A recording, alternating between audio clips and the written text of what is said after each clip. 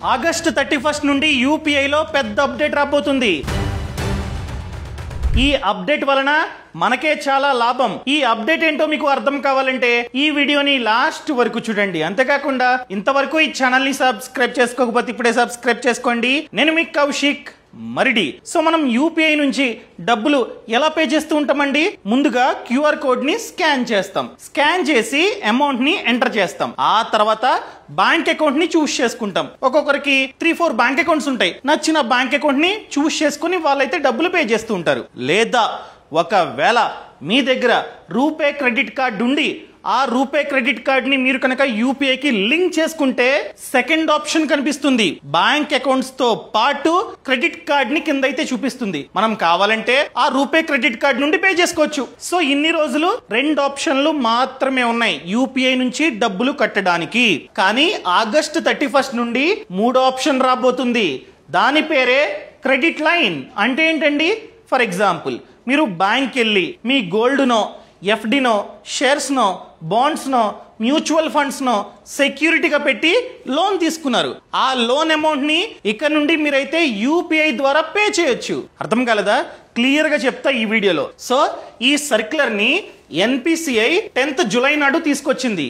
So ఈ guide lines అనేవి August 31 నుండి అమల్లోకి రాబోతున్నాయి. సో బ్యాంకులు, యూపీఐ యాప్స్ ప్రతిదీ ఈ గైడ్ లైన్స్ ని పాటించాల్సిందే. ఒకవేళ మీకు కనుక క్రెడిట్ లైన్ అంటే ఏంటో అర్థం కాకపోతే ఇప్పుడు చెప్తా. 1 by 1 నేనైతే ఎక్స్ప్లెయిన్ చేస్తానండి. సో ఫస్ట్ వన్ చూసుకున్నట్లయితే గోల్డ్. ఎగ్జాంపుల్ గా మీరు స్టేట్ బ్యాంక్ ఆఫ్ ఇండియాకి వెళ్ళి మీ బంగారాన్ని తాకట్టు పెట్టారు. బంగారం విలువ 2 లక్షలు. సో ఎస్బీఐ బ్యాంక్ ఏం చేస్తుంది? ఎంత విలువైన బంగారాన్ని మీరు తాకట్టు పెట్టారో దాంట్లో 80% 75% లోన్ ని మీకైతే శాంక్షన్ చేస్తుంది. సో 2 lakhs లో 75% అంటే 1,50,000. సో 1,50,000 లోను శాంక్షన్ అవుతుంది. ఇన్ని రోజులు ఏం జరిగేది?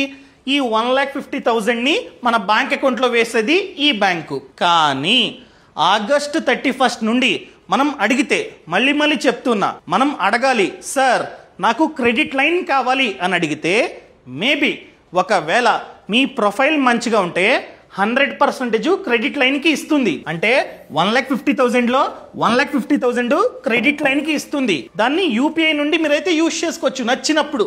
ఒకవేళ మీ ప్రొఫైల్ మంచిగా లేదనుకోండి, బ్యాంక్ ఏం చేస్తుందంటే, బ్యాంక్ ఇష్టం, సో 90,000 ఇది వరకు లాగా అనగా ప్రెసెంట్ లాగా మీ బ్యాంక్ అకౌంట్ లో వేస్తుంది లోను. రిమైనింగ్ 60,000 క్రెడిట్ లైన్ కి ఇస్తుంది అనమాట. సో ఫ్యూచర్ లో, నేను చెప్తుంది ఫ్యూచర్ గురించి, ఆగస్ట్ 31 తర్వాత. సో రీసెంట్ గా రూపే క్రెడిట్ కార్డ్ ని లింక్ చేసుకునే ఆప్షన్ ఎలా వచ్చింది? ఫోన్ పేలో, గూగుల్ పేలో, పేటిఎం లో ఫ్యూచర్ లో క్రెడిట్ లైన్ అనే ఆప్షన్ వస్తుంది. దాన్ని క్లిక్ చేసి గోల్డ్ లోన్ మీద క్లిక్ చేసి బ్యాంక్ ని చూస్ చేసుకుంటే ఆటోమేటిక్ గా ఈ డబ్బు కనబడుతుంది 60,000. సో మీరు యూపీఐ నుంచి పే చేస్తారు కదా అమౌంట్ ని ఎంటర్ చేసిన తర్వాత, 3వ ఆప్షన్ మీకైతే కనిపిస్తుంది క్రెడిట్ లైన్ అని చెప్పి. సో ఎగ్జాంపుల్ గా మీరు 10,000 పే చేశారనుకోండి, ఆ 10,000 ఈ 60,000 లోంచి మైనస్ అవుతుంది. ఎందుకంటే మీరు బ్యాంక్ అకౌంట్ ని చూస్ చేసుకోలే, రూపే క్రెడిట్ కార్డ్ ని చూస్ చేసుకోలే. 3వ ఆప్షన్ అయినా క్రెడిట్ లైన్ ని చూస్ చేసుకుని పే చేశారు కనుక ఈ లిమిట్ నుండి 10,000 మైనస్ అవుతుంది. అర్థమైందా? యూపీఐ చేసుకున్నారు. సో ఇక్కడ వడ్డీ 10,000 మీద మాత్రమే పడుతుంది. అర్థమైందండి? ఎంతైతే క్రెడిట్ లైన్ శాంక్షన్ అయిందో, ఇదిగోండి మీకు మళ్ళీ చూపిస్తున్నా, ఎంతైతే క్రెడిట్ లైన్ బ్యాంకు ఇచ్చిందో దాని మీద వడ్డీ పడదు. ఎందుకంటే ఇది kind of pre approved loan. So మనం యూజ్ చేస్తే మాత్రమే వడ్డీ పడుతుంది. ఫర్ ఎగ్జాంపుల్ ఈ కేసులో మీ లిమిట్ 60,000, మీరు యూపీఐ ద్వారా 10,000 యూజ్ చేశారు, ఇంకా 50,000 లిమిట్ బాకీ ఉంది. మీరు 10,000 యూజ్ చేశారు కనుక ఈ 10,000 మీదే వడ్డీ పడుతుంది. అర్థమైందండి?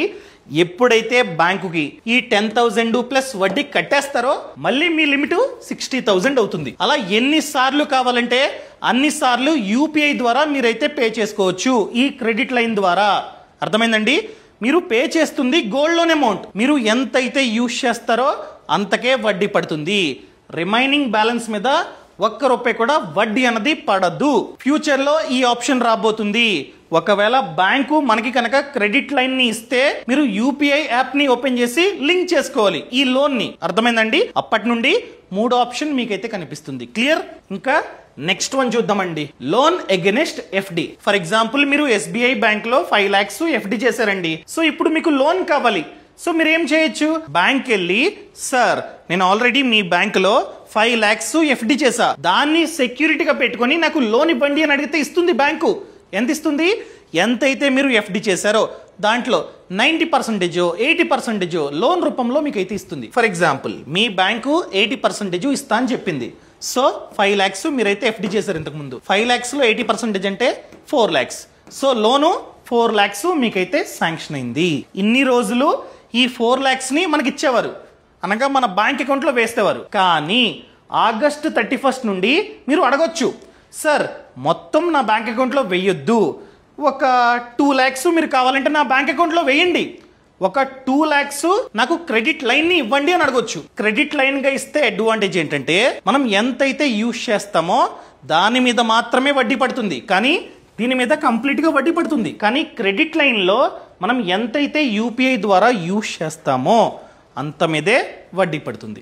ఎగ్జాంపుల్ గా మీరు ఫోన్ పే ద్వారా క్రెడిట్ లైన్ నుండి ఒక 50,000 ని మీరైతే వాడుకున్నారు, ఈ 50,000 మీద మాత్రమే వడ్డీ పడుతుంది. నెక్స్ట్ డే ఇంకొక 10,000 ని మీరైతే వాడుకున్నారు, ఈ 10,000 మీద కూడా వడ్డీ అనేది పడుతుంది.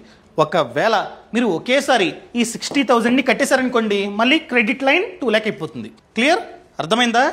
ఇంకా నెక్స్ట్ వన్ మనమైతే చూద్దాం, loan against shares. For example మీ వద్ద మంచి మంచి కంపెనీస్ కి సంబంధించిన షేర్స్ ఉన్నాయి. ఎగ్జాంపుల్ గా రిలయన్స్, TCS, ఇన్ఫోసిస్, వాటి విలువ 5 లక్షలు. మీరు కావాలంటే మీ షేర్స్ ని బ్యాంక్ లో సెక్యూరిటీగా పెట్టి లోన్ తీసుకోవచ్చు. ఎస్, ఫర్ ఎగ్జాంపుల్ మీ షేర్స్ విలువ 5 lakhs, ఈ షేర్స్ ని మీరైతే బ్యాంక్ లో సెక్యూరిటీగా పెట్టుకుందాం అనుకున్నారు. సో అప్పుడు బ్యాంక్ ఏమంటుంది, 100% మేమైతే లోన్ ఇవ్వము. 5 lakhs పెడితే 5 lakhs లోన్ రాదు, అరౌండ్ ఒక 60%, అంటే 5 lakhs లో 60% అంటే ఎంతండి, 3 lakhs. సో బ్యాంకు ఈ షేర్స్ ని హోల్డ్ చేసుకొని, అనగా మీరు వీటిని అమ్ముకోవడానికి ఉండదు, సో బ్యాంకు వీటిని సెక్యూరిటీగా పెట్టుకొని మీకు ఒక 3 lakhs ఇస్తుంది. ఎప్పుడైతే ఈ డబ్బుని వెనక్కి కడతారో అప్పుడు ఇది అన్ఫ్రీజ్ అవుతాయి, అప్పుడు మాత్రమే మీ డిమాట్ అండ్ ట్రేడింగ్ అకౌంట్ లో వీటిని అమ్ముకోవచ్చు. అప్పటి వరకు అమ్ముకోవడానికి ఆప్షన్ ఉండదు. ఎగ్జాంపుల్ గా 3 lakhs ఈ HDFC బ్యాంకు శాంక్షన్ చేసింది, ఎందుకంటే మీరు HDFC బ్యాంక్ వెళ్ళి తనఖా చేస్తున్నారు. సో ఈ బ్యాంకు మీకు 3 lakhs లోన్ ని శాంక్షన్ చేస్తుంది. ఒకవేళ మీరు అడిగితే మాత్రమే క్రెడిట్ లైన్ ఆప్షన్ ని ఇస్తుంది. 100% ఇవ్వచ్చు, ఇవ్వకపోవచ్చు. సో ఒక 2 lakhs అలాగా మీ బ్యాంక్ అకౌంట్ లో వేస్తుంది, లోను వడ్డీ పడుతూ ఉంటుంది. సో రిమైనింగ్ 1 lakh ని క్రెడిట్ లైన్ రూపంలో ఇస్తుంది అనమాట. సో మీరు గోయింగ్ ఫార్వర్డ్ మీ UPI యాప్ లో ఈ ఆప్షన్ ని, అనగా క్రెడిట్ లైన్ అనే ఆప్షన్ ని ఎనేబుల్ చేసుకొని మీరైతే పే చేసుకోవచ్చు. ఎగ్జాంపుల్ గా 20,000 మీరైతే UPI చేశారనుకోండి, దాని మీద మాత్రమే వడ్డీ పడుతుంది, మొత్తం అమౌంట్ మీద వడ్డీ అన్నది పడదు. సేమ్ ఈ ఇన్వెస్ట్మెంట్ తో పాటు మనమైతే ఖచ్చితంగా ఇన్సూరెన్స్ ప్లాన్ ని తీసుకోవాలి. ఇన్సూరెన్స్ అంటే ముఖ్యంగా హెల్త్ ఇన్సూరెన్స్, టర్మ్ ఇన్సూరెన్స్ మనమైతే ఖచ్చితంగా తీసుకోవాలి. ఎందుకు తీసుకోవాలి చెప్తున్నాగండి. ఫర్ ఎగ్జాంపుల్ హెల్త్ ఇన్సూరెన్స్ మీరు కష్టపడి SIP చేసుకుంటున్నారు, నార్మల్ SIP, డైలీ SIP చేసుకుని ఒక 10 lakhs వరకు మీరైతే సేవ్ చేసుకున్నారు. అంటే 8 lakhs ఇన్వెస్ట్మెంట్ చేశారు, 2 lakhs రిటర్న్ వచ్చింది, టోటల్గా మీ పోర్ట్ఫోలియోలో 10 lakhs ఉన్నాయి. సో ఇప్పుడు మనం తింటున్న తిండి వల్ల ఎప్పుడు ఏం జబ్బు వస్తుందో చెప్పలేం, పిచ్చి పిచ్చి జబ్బులన్నీ వస్తున్నాయి. ఫర్ ఎగ్జాంపుల్ ఇప్పుడు మళ్ళీ కరోనా అంటున్నారు, ఏం జబ్బు వస్తుందో ఎవరికి తెలీదు. జబ్బులు పక్కన పెట్టండి, రోడ్ ఎక్కితే సేఫ్గా వస్తామా లేదన్నది తెలియట్లే. మనం సేఫ్గా నడుపుతున్నా కూడా అవతల వాడు సేఫ్గా నడపాలి కదా. సో పిచ్చి పిచ్చిగా నడిపి యాక్సిడెంట్లు చేస్తున్నారు. ఎగ్జాంపుల్గా యాక్సిడెంట్ అయింది, జరగదు మనకి, అయింది అనుకుందాం, హాస్పిటల్ అడ్మిట్ చేశారు. సో మొత్తం ట్రీట్మెంట్కి ఖర్చు 8 lakhs అయింది. అప్పుడు ఏం చేయాలి మనం? ఇన్సూరెన్స్ లేదు, హెల్త్ ఇన్సూరెన్స్ లేదు. సో ఖచ్చితంగా మన వద్ద ఎంతైతే సేవింగ్స్ ఉందో దాంట్లో 8 lakhs తీసి హాస్పిటల్లో బిల్లు కట్టాలి. మనకి మిగిలే సేవింగ్స్ 2 lakhs మాత్రమే. ఇంత కష్టపడి ఇన్ని ఇయర్స్గా SIP చేసుకుంది హాస్పిటల్లో బిల్లు కట్టడానికా? కాదు కదా. అదే మనం కనుక హెల్త్ ఇన్సూరెన్స్ ప్లాన్ తీసుకున్నాం అనుకోండి, మంచి కంపెనీలో తీసుకుని ఉంటే ఈ డబ్బు హాస్పిటల్లో ఎంతైతే ఖర్చు అయిందో ఆ ఖర్చు అంతా బీమా సంస్థే భరిస్తుంది. అంటే మనం కనుక ఏదైనా కారణం చేత, జబ్బు కారణం చేత, ఏదో ఒక సర్జరీ కారణం చేత, యాక్సిడెంట్ అయ్యి ఏదో ఒక కారణం చేత 24 hours కంటే ఎక్కువసేపు హాస్పిటల్ అడ్మిట్ అయితే హాస్పిటల్లో ఎంతైతే ఖర్చు అయిందో ఆ ఖర్చు అంతా బీమా సంస్థ భరిస్తుంది మీరు కనుక హెల్త్ ఇన్సూరెన్స్ తీసుకుంటే. అందుకని మీరు ఖచ్చితంగా ఒక హెల్త్ ఇన్సూరెన్స్ ప్లాన్ని తీసుకోండి. ఏ విధంగా ఇన్వెస్ట్మెంట్ని స్టార్ట్ చేస్తున్నారో దాంతో పాటే ఒక మంచి హెల్త్ ఇన్సూరెన్స్ ప్లాన్ని కూడా తీసుకోండి. ఎలా తీసుకోవాలి? ప్రతి ఇన్సూరెన్స్ కంపెనీకి వెళ్ళి కంపేర్ చేసుకోవాలా? అక్కర్లేదండి. మీ ఇంట్లో కూర్చొని ఎక్కడైతే ఉన్నారో అక్కడి నుంచే మంచి ప్లాన్ని తీసుకోవచ్చు. ఎలా? ఫర్ ఎగ్జాంపుల్ కింద డిస్క్రిప్షన్లోని పక్కన కామెంట్స్లోని లింక్ ఇచ్చా. దేంది? పాలసీ బజార్ వెబ్సైట్ది లింక్ ఇచ్చా. క్లిక్ చేసి మీ సమాచారం అంతా ఇస్తే ఈ విధంగా వస్తుంది. ఇక్కడ 51 ఇన్సూరెన్స్ కంపెనీలు మీకైతే కనిపిస్తాయి. మీరు కంపేర్ చేసుకుని ఫిల్టర్ చేసుకుని మంచి కంపెనీని మీరైతే తీసుకోవచ్చు. కానీ నేను చెప్పేది ఏంటంటే claim settlement ratio, network hospitals, A to Z and ఆ కంపెనీ మంచిదా కాదా, ఎన్ని ఇయర్స్ నుంచి ఉంది అంతా చూసుకొని డైరెక్ట్గా క్లిక్ చేసి తీసుకొచ్చు అనమాట. ఆఫ్లైన్తో కంపేర్ చేస్తే ముఖ్యంగా ఈ పాలసీ బజార్ వెబ్సైట్లో 25% వరకు డిస్కౌంట్ మీకైతే వస్తుంది. అండ్ ఇక్కడ కోటి కవరేజ్ గల పాలసీ మంత్లీ ప్రీమియం 300 నుంచి 400 మిడిల్లో ఉండొచ్చు. అది కూడా మీ ఏజ్ తక్కువ ఉండి పెద్దగా జబ్బులు లేకపోతే మాత్రమే. ఒకవేళ ఏజ్ ఎక్కువ అనుకోండి కాస్త ఎక్కువ ఉంటుంది అనమాట. సో లెస్ దెన్ 1000 రూపీస్లోనే మీకైతే కవరేజ్ అనేది దొరుకుతుంది కదా, తీసుకోండి, పోయేదేముంది. అండ్ దాంతో పాటు 30-minute క్లెయిమ్ సపోర్ట్ ఉంది. ఫ్యూచర్లో మీరు క్లెయిమ్కి అప్లై చేద్దాం అనుకున్నట్లయితే వీళ్ళే డెడికేటెడ్ రిలేషన్షిప్ మేనేజర్ని మనకైతే ఇస్తారనమాట. కాల్ చేస్తే వాళ్ళే హెల్ప్ చేస్తారు. 30 minutesలో క్లెయిమ్ అన్నది జరగడానికి ఛాన్స్ కూడా ఉందన్నమాట. అర్థమైందండి? ఇది హెల్త్ ఇన్సూరెన్స్ గురించి. అండ్ దాంతో పాటు టర్మ్, ఇది కూడా చాలా అంటే చాలా ముఖ్యం. ప్రతి ఒక్కరూ ఫైనాన్షియల్ ప్లానింగ్లో భాగంగా ఇది తీసుకోవాలి. సో ఇది మన సేవింగ్స్ని ఖాళీ కాకుండా చూసుకుంటుంది. కానీ ఇది ఇప్పుడు కష్టపడి సంపాదిస్తున్నాం, సో జీతం వస్తుంది, హ్యాపీగా పిల్లల్ని, వైఫ్ని, పేరెంట్స్ని చూసుకుంటూ ఉన్నాం, మనం ఒక్కరమే సంపాదిస్తూ ఉన్నాం, కుటుంబం అంతా మన మీద డిపెండ్ అయి ఉంది. ఒక్కసారి ఆలోచించండి, మనకి ఏదైనా రిస్క్ అయితే మన పిల్లల సిచ్యువేషన్ ఏంటి, వాళ్ళ ఫ్యూచర్ ఏంటి, వైఫ్ పరిస్థితి ఏంటి?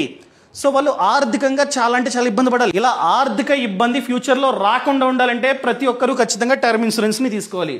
ఎమోషనల్ లాస్ని ఎవ్వరూ భర్తీ చేయలేరు, కానీ ఫినాన్షియల్ లాస్ని టర్మ్ ఇన్సూరెన్స్ చూసుకుంటుంది. అంటే ఇప్పుడు మనం బ్రతికున్నప్పుడు మంచిగా ఉన్నప్పుడు ఎగ్జాంపుల్గా 2 కోట్ల కవరేజ్ గల ఒక టర్మ్ ప్లాన్ తీసుకున్నాం అనుకోండి, రేపు మనకి ఏదైనా జరిగితే బీమా సంస్థ మన కుటుంబానికి 2 కోట్లు ఇస్తుంది.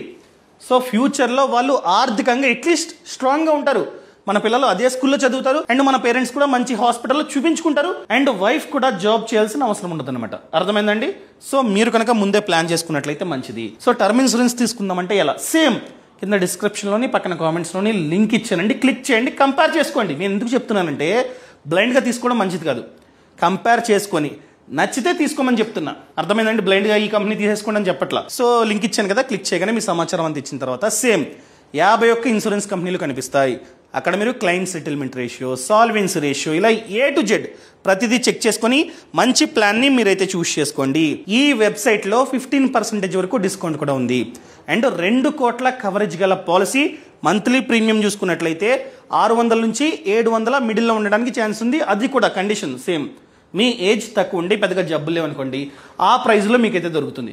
ఒకవేళ కాస్త ఎక్కువ అనుకోండి, ఏజ్ ఇంకాస్త ఎక్కువ ఉంటుంది అనమాట మంత్లీ ప్రీమియం. అర్థమైందండి? అండ్ దాంతోపాటు 24/7 క్లైమ్ అసిస్టెన్స్ సపోర్ట్ కూడా ఉంటుంది. సో ఎటువంటి ప్రాబ్లం లేదు ఫ్యూచర్లో క్లైమ్కి అప్లై చేయాలంటే. ముందుగానే మీ ఫ్యామిలీకి చెప్పుంచండి, ఇదండి రిలేషన్షిప్ మేనేజర్ నంబరు, నాకు ఏదైనా రిస్క్ అయితే నంబర్ కాల్ చేయని చెప్పి ముందుగా చెప్పుంచండి. అర్థమైందండి? ఇలా మీరైతే కంపేర్ చేసుకొని తీసుకోండి. ఏం తీసుకోవాలో కూడా చెప్పట్లా, ఏ ప్లాన్ తీసుకోవాలి, ఏ కంపెనీ తీసుకోవాలో కూడా చెప్పట్లా. నేను కావాలని కంపేర్ చేసుకుని తీసుకోమని నేనైతే చెప్తున్నా. సో ఎందుకైనా మంచిది ఒకసారి క్లిక్ చేసి చూడండి. అర్థమైందా? సో ఇవన్నీ ఇప్పుడు ఏదైతే వీడియోలో చెప్పానో ప్రతిదీ పనికొచ్చేదే. టర్మ్ ఇన్సూరెన్స్ ఇంపార్టెంటే, హెల్త్ ఇన్సూరెన్స్ ఇంపార్టెంటే, ఇన్వెస్ట్మెంట్ కూడా అంతే ఇంపార్టెంట్. Next one, bonds. మీ దగ్గర బాండ్స్ ఉన్నాయి, 10 లక్షల విలువైన సౌరిన్ గోల్డ్ బాండ్స్ ఉన్నాయి, RBIకి సంబంధించినవి. సో ఆ బాండ్స్ని మీరు ఏదైనా బ్యాంక్ వెళ్ళి సెక్యూరిటీగా పెట్టి లోన్ తీసుకోవచ్చు. ఎగ్జాంపుల్గా ICICI బ్యాంక్ వెళ్ళారు, 100% లోన్ మీకైతే రాదు, ఒక 60% లోన్ని శాంక్షన్ చేస్తుంది ఈ బ్యాంక్. సో 10 lakhsలో 60% అంటే 6 lakhs. మళ్ళీ మీరు అడిగితే అప్పుడు మాత్రమే క్రెడిట్ లైన్, లేకపోతే ఈ 6 lakhsని మీ బ్యాంక్ అకౌంట్లో వేస్తుంది. ఎగ్జాంపుల్గా ఒక 5 lakhs అకౌంట్లో 1,00,000 క్రెడిట్ లైన్. సో ఆగస్ట్ 31 తర్వాత మీరు UPI యాప్లో క్రెడిట్ లైన్ని ఎనేబుల్ చేసుకొని దీన్ని లింక్ చేసుకొని పేమెంట్ చేసుకోవచ్చు.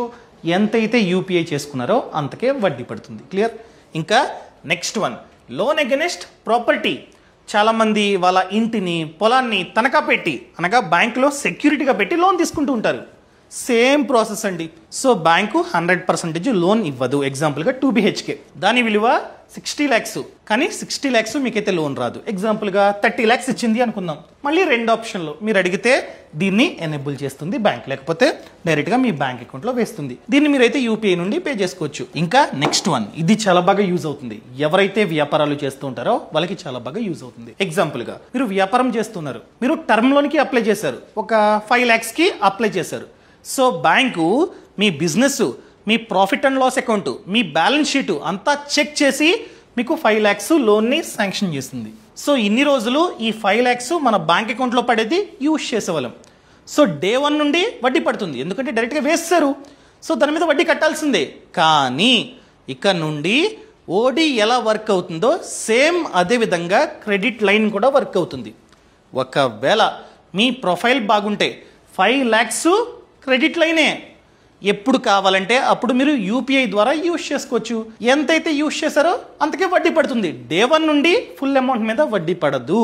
సో ఒకవేళ మీ ప్రొఫైల్ అంతగా బాగాలేదనుకోండి, బ్యాంక్ ఏం చేస్తుంది, మీకు 1,00,000 క్రెడిట్ లైన్ ఇస్తా, 4 lakhs అకౌంట్లో వేస్తా అంటారు. సో మోస్ట్లీ ఇలానే చేస్తుంది బ్యాంకు. 100% ఇవ్వదు క్రెడిట్ లైన్, వాళ్ళకి లాసు. సో మీకు 4 lakhs అకౌంట్లో వేస్తుంది, 1,00,000 క్రెడిట్ లైన్ ఇస్తుంది. సో యూపీఐలో క్రెడిట్ లైన్ని ఎనేబుల్ చేసుకుని మీరు పేమెంట్స్ చేసుకోవచ్చు. సో ఎంతైతే యూజ్ చేస్తారో అంత మీద వడ్డీ పడుతుంది. అండ్ కిసాన్ క్రెడిట్ కార్డ్, రైతులకి మాత్రమే ఈ కిసాన్ క్రెడిట్ కార్డు వస్తుంది. సో వాళ్ళ యొక్క పెట్టుబడి అవసరాల కోసం సో బ్యాంకు అదేవిధంగా ప్రభుత్వం కార్డు ఇస్తుంది, క్రెడిట్ కార్డ్. ఎగ్జాంపుల్గా మీకు వచ్చింది అనుకుందాం, మీ కార్డు లిమిట్ ఎంత, 1,50,000. సో ఇన్ని రోజులు రైతులు ఆ క్రెడిట్ కార్డ్ని స్వైప్ చేసేవారు. అంటే ఎక్కడైతే ఎరువులు, విత్తనాలు ఇవన్నీ అమ్ముతారో అక్కడికి వెళ్ళి స్వైప్ చేసేవారు. రిమైనింగ్ చోట్ల పనిచేసేది కాదు, లేకపోతే ఏటీఎంకి వెళ్ళి విత్డ్రా చేసుకునేవారు. కానీ ఇక నుండి ఈ క్రెడిట్ కార్డ్ లిమిట్ని కూడా క్రెడిట్ లైన్కి లింక్ చేసుకోవచ్చు. సో నచ్చినప్పుడు రైతులు ఇక నుండి యూపీఐ చేసుకోవచ్చు. ఆ డబ్బు ఈ కార్డ్ నుండి కట్ అవుతుంది, లిమిట్ నుండి. అర్థమైందండి? క్లియర్? ఇదే అప్డేట్. సో ఇంకొక అప్డేట్ కూడా వచ్చింది మార్కెట్లోకి, దాని గురించి కూడా చెప్పి ఈ వీడియోని ఎండ్ చేస్తా. బాస్ వాలా, బీ ద బాస్.